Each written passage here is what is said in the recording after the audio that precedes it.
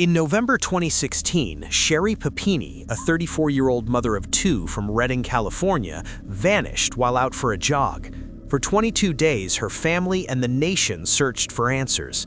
Then, on Thanksgiving morning, she reappeared on the side of Interstate 5, bruised, branded on her shoulder, with a chain around her waist, and weighing about 87 pounds. Papini claimed she had been kidnapped and tortured by two Hispanic women. Investigators found unknown male DNA on her clothing, but no suspects were identified. She later received more than $30,000 in victim compensation funds from California's Victim Compensation Board. For years, the case remained a mystery until 2022, when the DNA matched her ex-boyfriend, James Reyes. Reyes told authorities Papini had been staying with him voluntarily the entire time. The kidnapping was a hoax. In 2022, Papini was sentenced to 18 months in federal prison and ordered to pay over $300,000 in restitution for lying to federal agents and committing mail fraud. "You're not a serial killer, right?" Those were among the final messages 20-year-old Sarah Butler sent to a man she was meeting for the first time after connecting with him on the dating app Tagged in November 2016. That same night, Butler was killed. Days later, her body was found in a wooded area in West Orange, New Jersey. She had been strangled.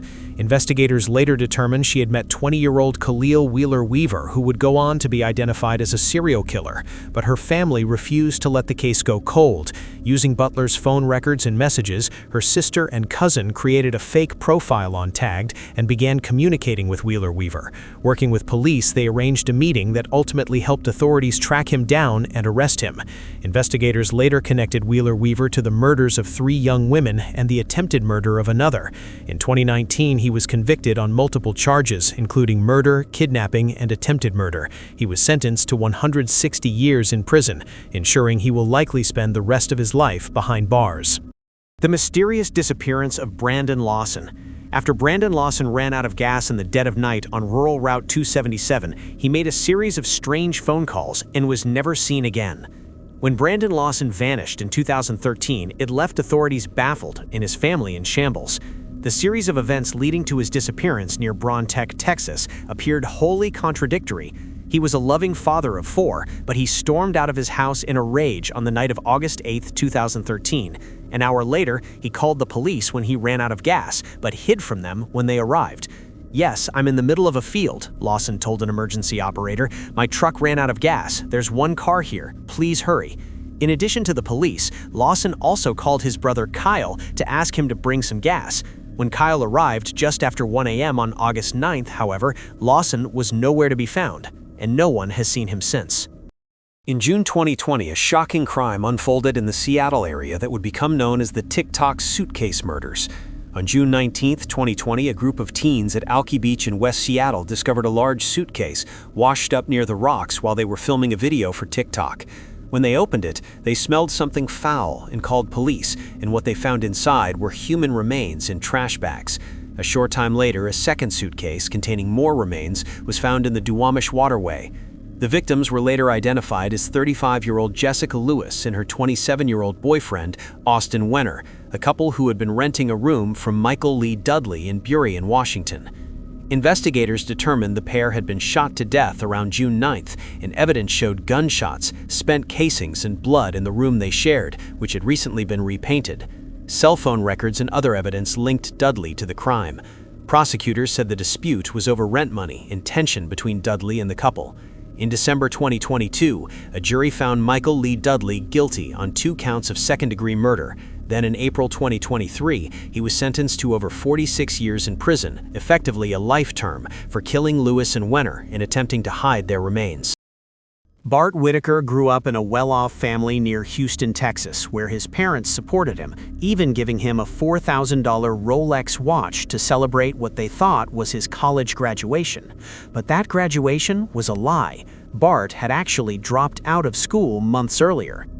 On December 10, 2003, after a family dinner celebrating his supposed graduation, a masked gunman ambushed the Whitaker family as they returned home in Sugar Land, Texas. Bart's mother, Patricia, and his 19-year-old brother, Kevin, were both shot and killed. Bart's father, Kent, survived with serious injuries. Bart himself was also wounded. Investigators soon discovered that Bart had orchestrated the attack, hiring friends to murder his family so he could inherit the estate. During the crime, Bart even arranged to be shot in the arm so he would appear to be a victim rather than the mastermind. In 2007, Bart Whitaker was convicted of capital murder and sentenced to death.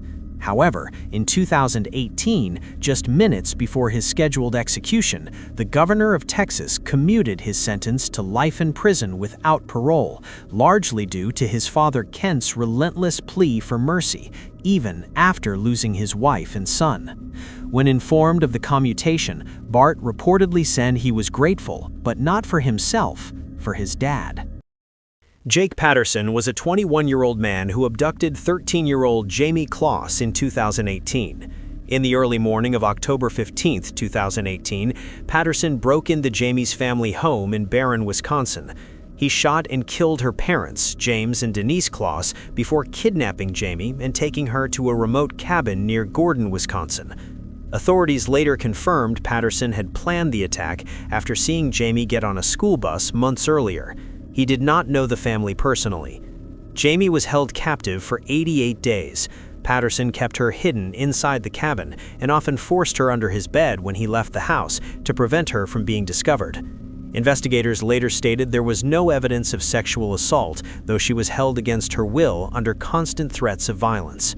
On January 10, 2019, while Patterson was away, Jamie escaped from the cabin. She ran to a nearby home and told a woman who lived there that she was Jamie Kloss. Police were quickly notified. Patterson was arrested within minutes. In May 2019, he pleaded guilty to 2 counts of intentional homicide and 1 count of kidnapping. He was sentenced to life in prison without the possibility of parole. In July 2009, a horrifying crime shook Worcester. 23-year-old Darlene Haynes was 8 months pregnant and excited to become a mother. She had grown close to a woman she met online, Julie Corey. The two bonded over pregnancy, sharing updates and preparing for their babies, who were due just weeks apart. But Julie was hiding a dark secret. She had actually miscarried months earlier and never told anyone. Instead, she faked her pregnancy, even wearing padded clothing to make her lie believable. On July 23, 2009, Darlene was found dead in her apartment closet. She had been beaten and strangled. In a gruesome act, her attacker cut her open and removed her unborn baby. Investigators quickly focused on Julie. Just days later, police found Darlene's premature daughter alive with her at a homeless shelter in New Hampshire.